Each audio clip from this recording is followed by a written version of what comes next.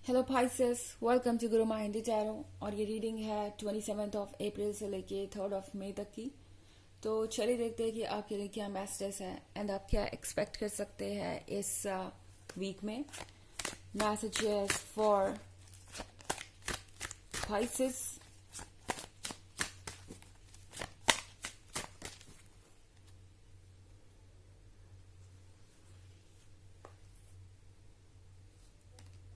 Queen of Wands, Two of Pentacles,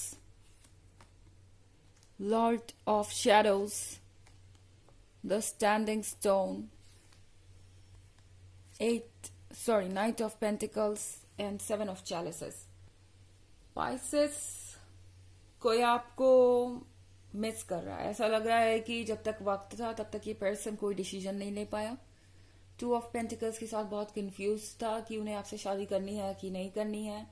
हमेशा उनके मन में कोई ना कोई ख्याल आते रहे, कोई ना कोई ऑब्स्टेकल उनके सामने आता रहा और उन्होंने बजाय उस ऑब्स्टेकल से लड़के आपको चूज करने के इस सिचुएशन से दूर भागना चूज किया आपको इग्नोर करना या आपको वेट करवाना। एंड अब ये पर्सन आपको देख के सोच रहा है कि उन्होंने कोई बहुत प्रीशियस पर्सन खो दिया है। Okay, the Lord of shadows के साथ ये पर्सन अभी भी आपको वॉच करता है। ये आपका कोई एक्स हो सकता है। ओके, इनफैक्ट इससे कोई फर्क नहीं पड़ता कि आपका ब्रेकअप इनसे कब हुआ था। 1 सप्ताह पहले, 1 महीने पहले, 1 साल पहले या 4 साल पहले, इससे कोई फर्क नहीं पड़ता। ये पर्सन अभी भी आपको वॉच कर रहा है। पाइसेस, इस पर्सन को लगा था कि आप कभी मूव ऑन नहीं कर पाएंगे या आप उनका वेट करते रहेंगे। क्योंकि आप इमोशनली इतने ज्यादा क्लोज थे उनके, उन्हें लगा था कि ये कभी नहीं हो सकता कि आप उन्हें भूल जाएं और अपने जीवन में आगे बढ़ें। पर अब द लॉर्ड ऑफ शैडोज के साथ ये जो देख रहे हैं उस पर इन्हें यकीन नहीं हो रहा। ये पर्सन जो सोच रहा था उसका बिल्कुल उल्टा होते हुए देख रहे हैं ये। द लॉर्ड ऑफ शैडोज के साथ ये पर्सन आपको लाइट की तरफ जाते हुए देख रहा है। इन्हें ये नजर आ रहा है कि दरअसल आप आगे बढ़ गए अपनी खुशियों की तरफ एंड वही यहाँ वेट कर रहे हैं अंधेरे में। अब इसका मतलब ये नहीं है कि ये पर्सन मूव ऑन नहीं कर पाया है या किसी रिलेशनशिप में ना हो सकता है आप में से बहुत सारे लोग ये रीडिंग देख के ये सोच रहे हो कि आपका एक्स तो ऑलरेडी किसी रिलेशनशिप में आ चुका है, उनकी शादी हो चुकी है या मूव ऑन कर चुका है। वो थोड़ी ना यहाँ पे अकेले खड़े होकर आपका वेट कर रहे हैं। आपको ये लग रहा होगा कि शायद ये रीडिंग आपके लिए नहीं है। बट यहाँ पे एक बात आपके लिए रियलाइज करना बहुत जरूरी है। ये पर्सन यहाँ पे खड़ा है, अकेला ही है। ओके, यहाँ पे इनके पास लवर हो सकते हैं, हो सकता है कि कमिटेड हो, मैरिड हो, मूव ऑन कर चुके हो, ना मूव ऑन कर चुके हो, कोई फर्क नहीं पड़ता। ये पर्सन किसी से भी इमोशनली कनेक्ट नहीं कर पा रहा है, इमोशनली अनअवेलेबल है। ये पर्सन चाहे आपको दिखा कुछ भी रहा हो, इस पॉइंट पे ये बिल्कुल अकेला महसूस कर रहे हैं और लाचार महसूस कर रहे हैं। इन्हें लग रहा है कि आपने अपनी फ्रीडम को गेन कर लिया है, आप बढ़ गए हैं रोशनी की तरफ और अब उनके पास कोई और रास्ता नहीं है। इस पर्सन ने इस चीज को एक कंपटीशन की तरह लिया कि कौन मूव ऑन करता है या कौन ज्यादा बेहतर लाइफ की तरफ बढ़ता है या किसकी सिचुएशन फ्यूचर में ज्यादा बेहतर होगी। एंड अब उस कंपटीशन में ये पर्सन खुद ही हार रहा है। उन्हें लग रहा है कि आप ज्यादा बेहतर तरीके से आगे बढ़ रहे हैं। द स्टैंडिंग स्टोन के साथ यहाँ पे एक बैलेंस दिखाई दे रहा है मुझे। ओके, ये पर्सन इस बात को रियलाइज कर पा रहा है कि उन्हें जरूरत है इन चीजों को बैलेंस करने की।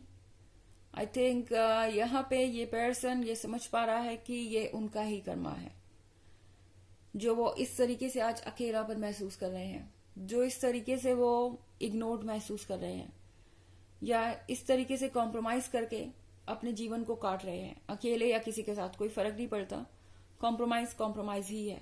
एंड वहां पे कभी भी पूरी खुशियां उन्हें नहीं मिल सकती। ये बात इस पर्सन को अब रियलाइज हो रही है।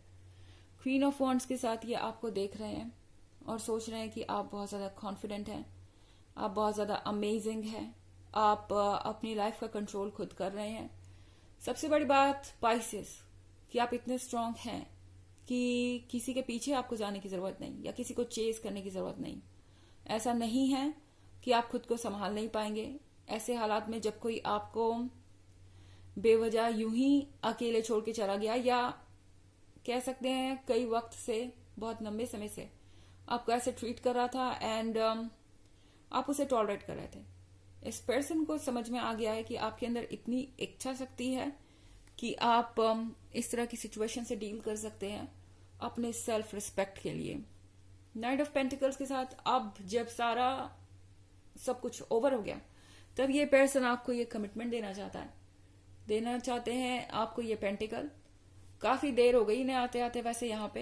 एंड 7 ऑफ चैलिसेस के साथ अब पाइसेस, अगर आप इनकी तरफ देखेंगे तो आपको लगेगा कि ये पर्सन फिर से कोई स्टोरी क्रिएट कर रहा है। अगर ये पर्सन नाइट ऑफ पेंटिकल्स के साथ इस वीक में आपके पास पहुंच जाता है, क्योंकि ये बहुत स्लो मूविंग एनर्जी है, कभी हाँ कभी ना, इनके मन में हमेशा ये चल रहा है 2 ऑफ पेंटिकल्स के साथ। तो अगर आप ऐसे कुछ लोगों के लिए ये पर्सन आपके पास पेंटिकल लेके पहुंच ही जाता है, तो भी आप ट्रस्ट नहीं कर पाएंगे।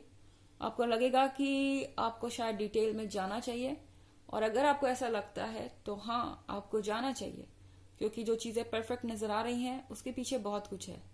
ओके, तो आपको थोड़ा सा अवेयर होके किसी भी प्रपोजल को एक्सेप्ट करना चाहिए। हालांकि ये एक जनरल रीडिंग है तो ये सबसे रेजोनेट नहीं करेगी, एनर्जी रिवर्स हो सकती है अगर आप क्रॉस वॉचर हैं। इसके अलावा अगर आप पिछले वीक की रीडिंग या ईयरली रीडिंग देखना चाहें तो उसका लिंक आपको डिस्क्रिप्शन बॉक्स में मिल जाएगा। हमेशा की तरह चलिए आगे बढ़ते हैं।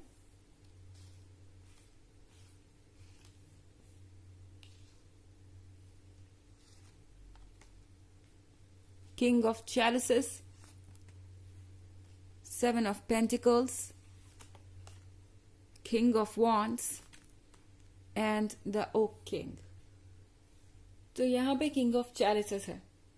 ये पर्सन डेफिनेटली मुझे कमिटेड या मैरिड नजर आ रहा है। ओके, एंड अगर नहीं है तो शायद आपके साथ ये शादी करने के इरादे से ही वापस आ रहे हैं। 7 ऑफ पेंटिकल्स के साथ पाइसेस, आप बहुत लंबे समय के बाद इनसे कुछ सुन सकते हैं, कोई मैसेज, कोई न्यूज या कोई बात। तो यहाँ पे ये पर्सन डायरेक्टली आपसे कुछ कह सकता है। वैसे मुझे लगता है कि ये पहले इनडायरेक्ट अप्रोच ही ट्राई करने वाले हैं।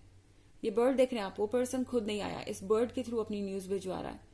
तो यहाँ पे ये पर्सन किसी और पर्सन से न्यूज भिजवा सकता है अपनी, या कोई मैसेज भिजवा सकता है आपको।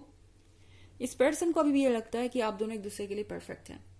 Queen of wands and king of wands के साथ ये पर्सन जानता है कि आप दोनों एक दूसरे के लिए बने हैं, एक दूसरे को कंप्लीट करते हैं। इनफैक्ट यहाँ पे कोई ऐसी चीज नहीं है जो इन्हें ये फील करवाए कि इन्हें आपसे कोई बेहतर मिल सकता है।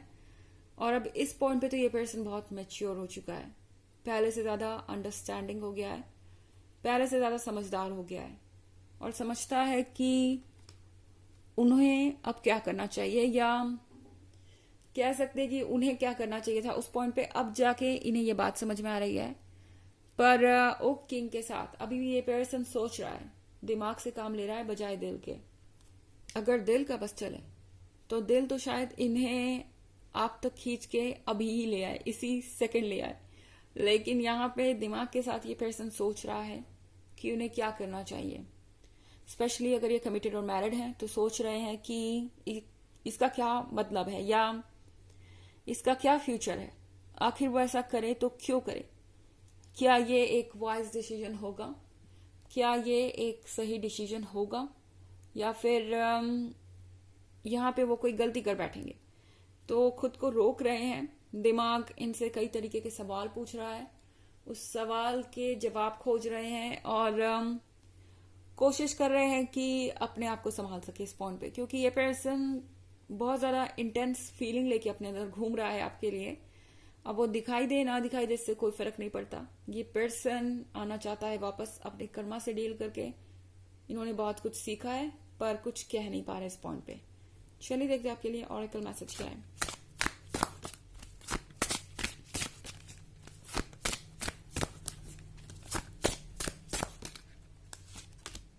Options consider the career possibilities that are open to you.